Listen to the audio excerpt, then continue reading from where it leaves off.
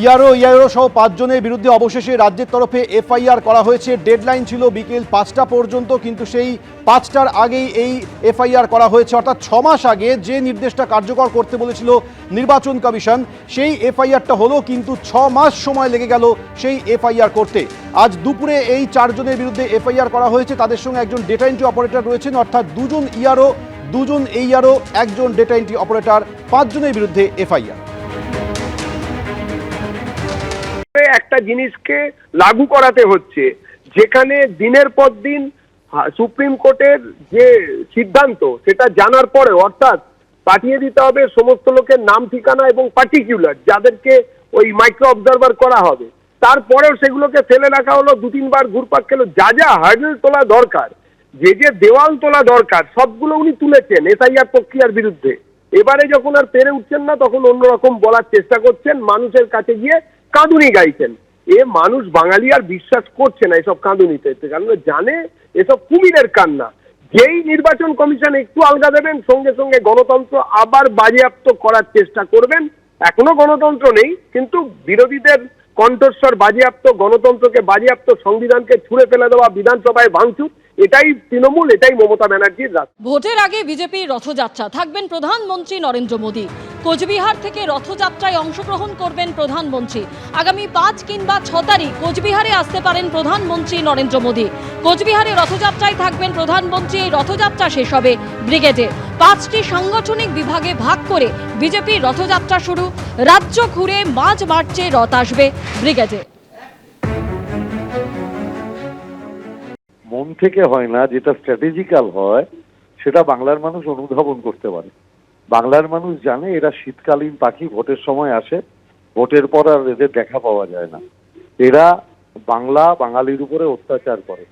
বিভিন্ন রাজ্যে বাঙালিদের পিটিয়ে খুন করা হয় শুধু বাংলা ভাষা বলার অপরাধ। এরা বাংলার মনীষীদের অপমান করে।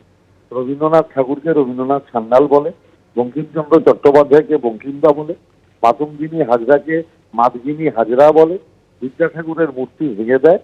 যারা বাঙালিকে অবমাননা করে, তারা রথ নিয়ে পরিযায়ী শ্রমিকের মতো, শীতকালীন পাখির মতো তারা ঘুরে বেড়াবে, কিন্তু বাংলার মানুষ জানে ভোট মিটে গেলে এদের আর ঠিকই পাওয়া যাবে। এইআরও সহ 5 জনের বিরুদ্ধে অবশেষে রাজ্যের তরফে এফআইআর করা হয়েছে। নবান্ন সূত্রে খবর, এইআরওর সঙ্গে একজন ডেটা এন্ট্রি অপারেটরের বিরুদ্ধে এফআইআর করা হয়েছে। সূত্রে খবর, কমিশনের ডেডলাইনের আগেই এফআইআর করেছে রাজ্য সরকার। ভোটার লিস্টে গাফিলতির অভিযোগে অগাস্টে এফআইআর দায়েরের নির্দেশ দিয়েছিল নির্বাচন কমিশন। নির্দেশ কার্যকর না হওয়ায় মুখ্য সচিবকে ডেকে ফের করার নির্দেশ দেওয়া হয়। আজ বিকেল 5টা পর্যন্ত ডেডলাইন ছিল, সেই ডেডলাইনের আগেই দুপুরে এফআইআর করল রাজ্য প্রশাসন। ভোটার তালিকায় নাম নথিভুক্তির কাজে গাফিলতির অভিযোগে 2 জন ইআরও এবং 2 জন এইআরও সহ মোট 5 জনের বিরুদ্ধে এফআইআর করা হয়েছে। এই 5 জনের মধ্যে একজন ডেটা এন্ট্রি অপারেটর রয়েছেন। যোগাযোগ করতে পেরেছি প্রাক্তন এডিজি রাজ্য পুলিশ নজরুল ইসলাম। নজরুল বাবু, যেটা জানতে চাইবো যে গত 6 মাস ধরে যে টানাপোড়েন চলছিল, অবশেষে ডেডলাইন শেষের আগেই ইআরও এবং এইআরও সহ 5 জনের বিরুদ্ধে এফআইআর দায়ের করলো রাজ্য সরকার। দেখুন, আইন অনুসারে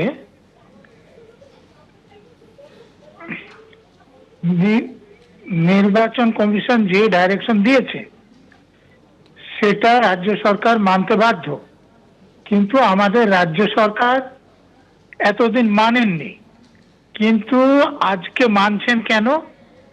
এর আগেও ডেডলাইন দেওয়া হয়েছিল। এর আগের যিনি চিফ সেক্রেটারি ছিলেন তাকেও দিল্লিতে ডাকানো হয়েছিল, কিন্তু তিনি আসার পর এরকম ডেডলাইনের পরও সেটা করা হয়নি।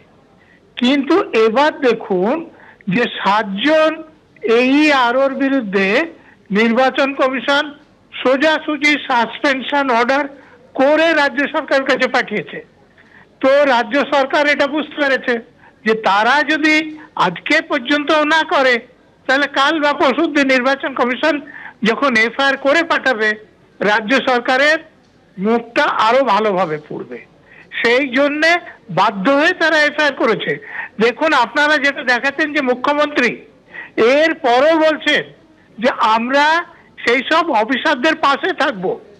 তো একজন অফিসার যার বিরুদ্ধে এফআইআর হচ্ছে ফৌজদারি অপরাধের জন্য, মুখ্যমন্ত্রী তথা পুলিশ মন্ত্রী যদি বলেন সেই অফিসারদের পাশে থাকবেন, তাহলে তার সংবিধানের নামে শপথ নিয়ে ওই পদে থাকার অধিকার আছে কিনা আপনারা এটা নিয়ে আলোচনা করুন।